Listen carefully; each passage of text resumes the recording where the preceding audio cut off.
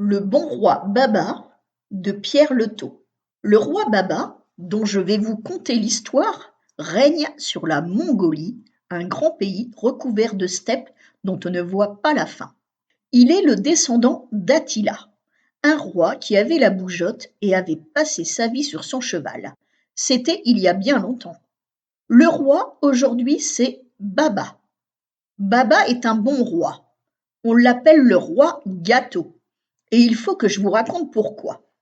Le jour où les trompettes du royaume annoncèrent sur les places des villes et dans tous les villages que la reine attendait un enfant, la population défila en farandole toute la journée et la nuit qui suivit. Tous espéraient depuis si longtemps un héritier au royaume qu'ils firent une fête comme jamais on en avait vu. Les musiciens faisaient jouer leurs viols et résonner leurs tambourins. Les troubadours chantaient des berceuses et des sérénades sans jamais s'arrêter, et les boulangers, blancs de farine, ne quittaient plus leur four d'où sortaient des montagnes de gâteaux.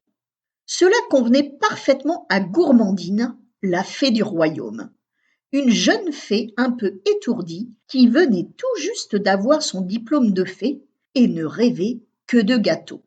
Elle y pensait tellement que, sans le vouloir, un soir où elle tenait compagnie à la reine qui tricotait des chaussettes, des cache-nez et des bonnets de toutes les couleurs devant la grande cheminée, elle lui avait jeté un sort.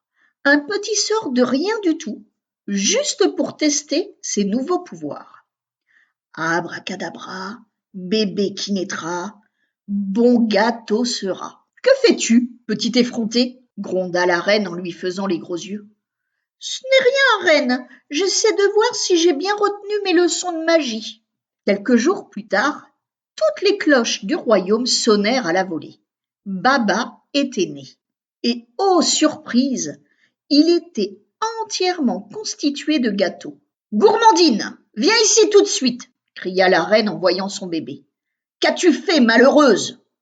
Mon Dieu, quelle catastrophe, s'était dit Gourmandine. Elle se mit à genoux devant la reine et lui jura de faire tout, absolument tout, pour que le bébé ressemble à un beau prince. Puisque tu es l'auteur de ce sortilège, lui dit la reine, tu resteras nuit et jour avec Baba. Tu veilleras sur lui et tu en feras un beau prince, comme tu le dis, ou je te jetterai au fond des prisons du royaume. Vite, abracadabra, avait-elle murmuré en faisant des moulinets avec sa baguette de fée. Croix de bois, croix de fer, si je mens, je vais en enfer. Vite, abracadabra, gâteau tué, mais beau bébé et grand prince tu deviendras. Gourmandine ne parvenait pas à conjurer le sort. De son berceau, Baba regardait la baguette qui tournait, descendait, s'élevait. Il riait et rien ne changeait. Puisque tu ne changes pas, s'entêta-t-elle, je veux que tu sois le prince le plus beau, le plus parfumé, le plus appétissant, dit Gourmandine. Et enfin, elle fut exaucée. Le bébé gâteau est devenu un prince. Son visage est une brioche toute ronde, luisante et un peu brûlée, comme le visage des gens qui vivent en plein soleil. Ses yeux ressemblent à 2 amandes pelucheuses auxquelles Gourmandine a ajouté 2 pépins de pomme. Cela donne à Baba un regard de velours, très doux et séduisant, qui plaît beaucoup aux princesses. Son nez est un petit gâteau sec en forme de virgule, qui lui donne un air moqueur, et sa moustache, un morceau de réglisse avec 2 petites volutes à chaque extrémité. Quelle allure délicate et distinguée! Sur sa tête est posé un baba au rhum. C'est pour ça qu'on l'appelle Baba, un baba rond ou ourlé, comme les coiffes des Mongols. Et quand les gouttes du rhum coulent sur son visage et dégoulinent jusqu'à ses lèvres, il les aspire et on voit alors s'allumer dans ses yeux comme 2 petites bougies. Alors ses yeux rient et il danse. Le corps de Baba ressemble à celui d'une abeille. Il est fait de tartelettes à la crème, un anneau de tarte, puis un anneau de crème, et encore un anneau de tarte, et encore un anneau de crème. Ses jambes et ses bras sont en éclair au chocolat, dont le glaçage luisant évoque une armure protectrice. Gourmandine a eu beaucoup de mal à sculpter ses doigts dans la pâte d'amande, mais enfin, ils ressemblent à peu près à de vrais doigts, mous et souples et qui peuvent même se plier. Ils tiennent sans spectre un sucre d'orge torsadé rouge et blanc, dont Baba ne sait souvent que faire. Au pays de Baba, les hivers sont très longs et la neige recouvre les steppes et les yourtes pendant plusieurs mois. Tous les sujets du royaume ont des bottes de cuir fourrées de laine de mouton. Baba aussi, mais les siennes sont en chocolat noir fourré aux amandes. Et pour qu'il soit bien au chaud, Baba est recouvert jusqu'à ses pieds d'un grand manteau de crème à la vanille avec en bas un grand ourlet de crème chantilly blanc comme la neige. Fidèle à sa promesse, Gourmandine ne quitte jamais son protégé. Baba, lui, est si heureux de son sort que parfois, des larmes de joie coulent de ses yeux. Des larmes bleues comme le ciel, qui serpentent sur son manteau blanc et dessinent des fines broderies si belles et délicates qu'il a été proclamé le prince le plus élégant du royaume.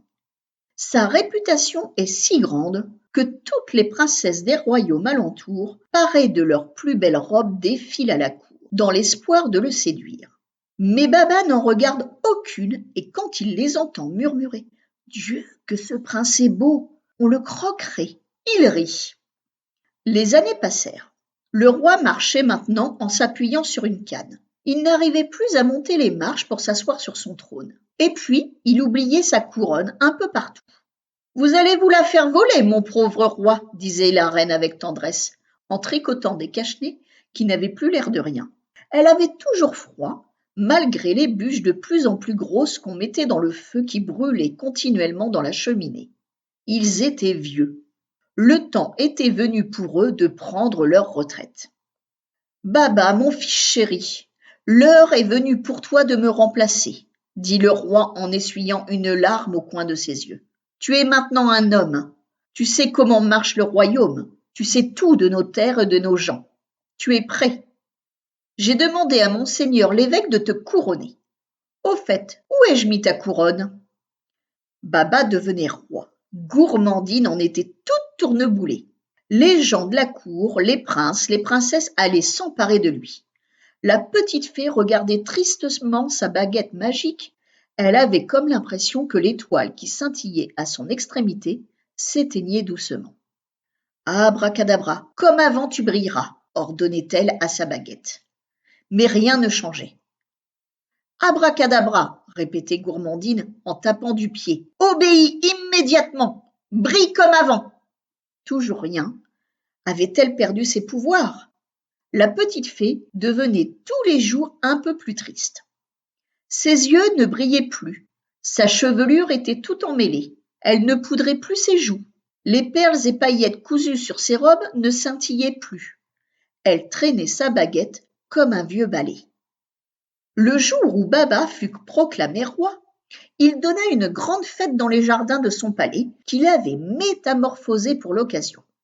Des barquettes à la fraise emportaient les princesses sur des lacs de chocolat, le long des allées bordées de pain de sucre de toutes les couleurs. Des ours en pain d'épices distribuaient aux enfants des morceaux de pâte de coin coupés en petits cubes. Par les bouches des fontaines coulait du coca, du sirop de menthe, de la grenadine, et tout en haut du ciel, la lune, toute poudrée de sucre glace pour l'occasion, souriait au milieu des étoiles. La nuit venue, Baba fit tirer un grand feu d'artifice de paillettes de sucre et de smarties de toutes les couleurs. Alors que le vieux roi et la reine sommeillaient sur une estrade dans des fauteuils de velours, Baba écarta ses courtisans et s'approcha de Gourmandine, toute seule dans un coin. « Viens, Gourmandine, nous allons ouvrir le bal !» L'orchestre joua le beau Danube bleu.